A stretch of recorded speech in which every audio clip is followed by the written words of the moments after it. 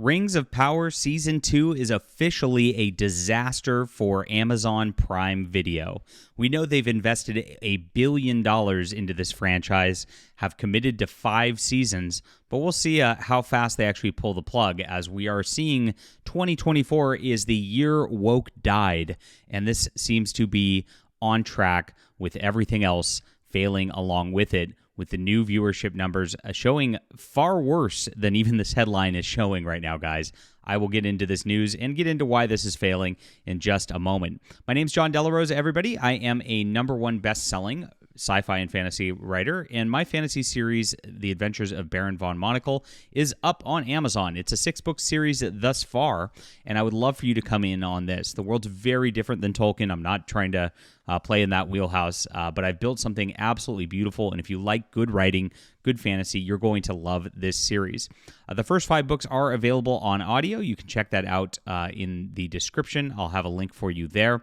Thank you so much for supporting the books, and do grab the whole series. It just builds so nicely into this really, really epic story, and thank you so much for making this #1 bestseller multiple times, as well as a lot of my other books as well. That's in the description below, as I said, and do hit the like and subscribe button as we talk about all things Rings of Power, fantasy, sci-fi, and more. Lord of the Rings Season Power reportedly suffered a 50% decline in viewership compared to its Season 1 premiere. Now, the numbers are way worse than this. As you look at it, it's absolutely crazy. From Samba TV, they reported that the first episode was only watched by 902,000 U.S. households in the first 5 days, as you can see right here. When in February 2023, following the conclusion of the show's first season, they revealed that the premiere episode was watched by 1.8 million U.S. households after its first 4-day release, eventually racking up 3.3 million views in its first 15 days. Now, this is the wild thing here. The stats that they gave for the first season were over 4 days. The stats that they're giving for the new season are over 5 days. So they gave an additional day to even get it to that 50% number. That means the numbers on the first 4 days are lower than 50% of return viewership. This is just not a appointment show for people. People watched the first season. They said, you know what? It was a complete slog. It was a bastardization of Tolkien's work. It did not actually do anything or provide any sort of lore that mattered. It was difficult to get through. The lady who plays Galadriel is just insufferable and difficult to watch. The Black Elf is not all awe-inspiring.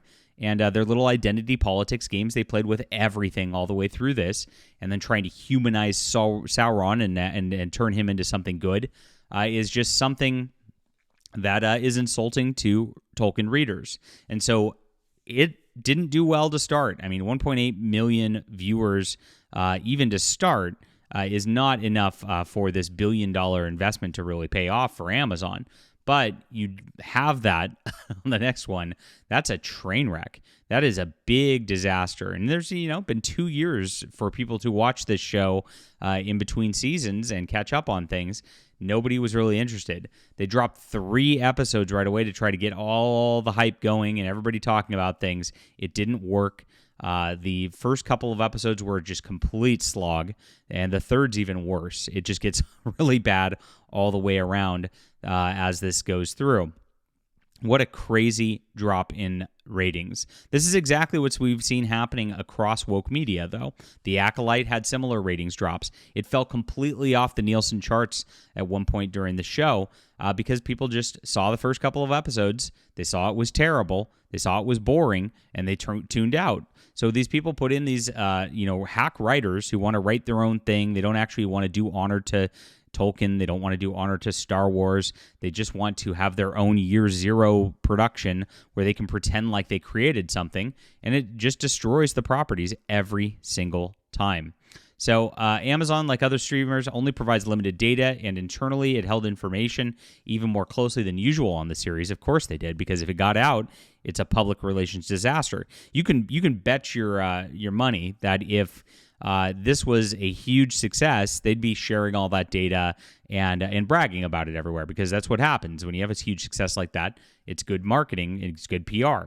Since it's such a decline, what they do is become silent. That's what these people do. It only had a 37% completion rate of customers who watched the entire series from the first season.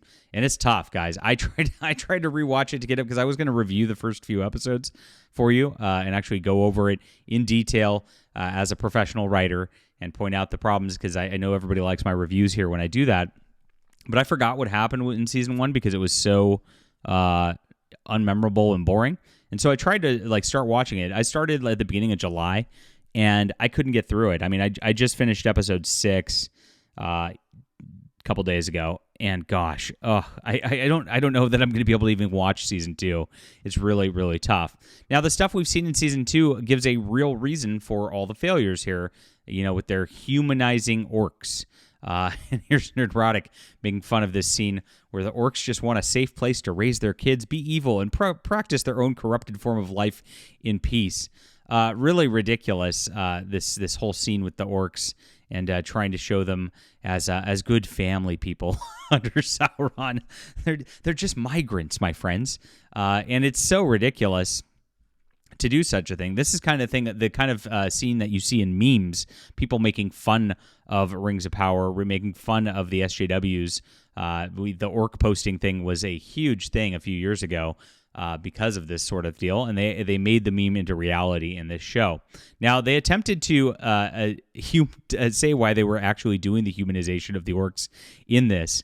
And here's what they said. From the beginning of the season, we talked about the idea of having an arc, and we feel like this goes straight back to Tolkien. Okay. Look, just lie to fans directly. This is not how orcs exist in Tolkien at all. You know that. Read the books and you get these blips of moments where the orcs are kind of on their own and they're saying, hey, what if one day there could be a place just for us? We could have our own little land and our own little cottage by the sea. They're just trying to have the American dream, guys. The white picket fence. Oh, God, this is so cringy. So to speak, where they have dreams, they have aspirations, they just don't want to be mindless killing machines. Except for orcs are mindless killing machines. That's literally what they are. We tried to take that step further and continue to individuate them? Jeez. And dramatize what their desires and ambitions might be. Oh my gosh, this is painful. And we were always fascinated by the idea that orcs are fallen elves, he added. Tolkien has this idea that evil can't create anything, it can only corrupt. And the elves, these amazing, beautiful creatures, could be corrupted into orcs was fascinating to us. And the idea that Adar, as the missing link between the two, to get his story as to who he was as an elf and how and why he turned, and then to see where he could lead him in terms of being the father of an entire race is really compelling to us. Yes, he's just a founding father of this nice orc immigrant community. My God. Oh, so painful. We get these answers filled for us in this season, and we get to see how, again, those benevolent desires can ultimately lead to tragic ends.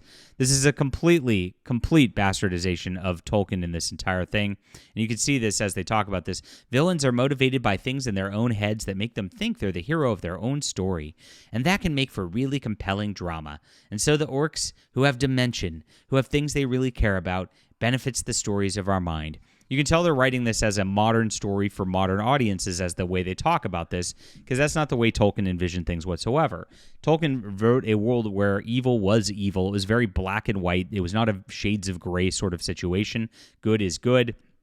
It was very simple how to do things. If you look at the way that Frodo reacted in the whole situation, removing himself from power, sacrificing himself, and that was the noble goal, because there is no greater act of love than you can sacrifice yourself for your friends. And it's a very Christian message, really, at the end of the day. And these people don't understand that because they don't understand what good morals are. They don't understand Christianity, so they can never truly understand Tolkien. And so they make these complete train wrecks with this kind of thing going on right here. It's absolutely crazy. And here's a nice line from Return of the King. No, they eat and drink, Sam. The shadow that bred them can only mock. It cannot make, not real new things of its own. I don't think it gave life to the orcs. It only ruined them and twisted them. And if they were to live at all, they have to live like other living creatures. Foul waters, foul meats they'll take if they can get no better but not poison. And the Two Towers Treebeards talks about this, and he says he has taken up with the foul folk, the orcs. Worse than that, he has been doing something to them, something dangerous, for these Isengarders are more like wicked men. It is a mark of evil things that came in the great darkness, that they cannot abide the sun, but Saruman's orcs can endure it, even if they hate it. I wonder what he has done. Are they men he has ruined, or has he blended the races of orcs and men? That would be a black evil. So orcs are just innately evil. They are created as evil, and of course, this is absolutely silly what they're saying here. It's no wonder that people are not watching this show at this juncture. Just the complete disregard for Tolkien's work, trying to make it their own sort of thing as a fantasy is so insulting to audiences, so insulting to the intelligences of everybody out there. The painfully slow setup where is it even going anywhere? Is anything even happening? It's so hard to watch. On top of it, the lead actress is completely unlikable. The diversity casting is something that just takes you out of the immersion of the world. Why is there one black person in every single culture? It's just insane. And they're all just shinier and better than everybody else because that's how modern audiences do things these days. It just doesn't work, and Amazon really has screwed the pooch by spending so much money on this train wreck and doubling down. All right, what do you think about these low results? I love how they're trying to trick the viewers even to thinking that it's a 50% drop when it is an extra day they gave. The shady reporting like this always continues. They did this with the Acolyte, too. They tried to compare numbers of extra days of the Acolyte to numbers of Ahsoka. But this level, even at that 50%, is embarrassing for them. Let us know in the comments what you think. Are you watching the show even? I'd love to hear from you. Hit the like and subscribe button. Check out some great fantasy right here, guys. This series, wonderful. You're going to love it. Grab The Adventures of Baron Monacle. Grab all 6 books. We'll be back soon.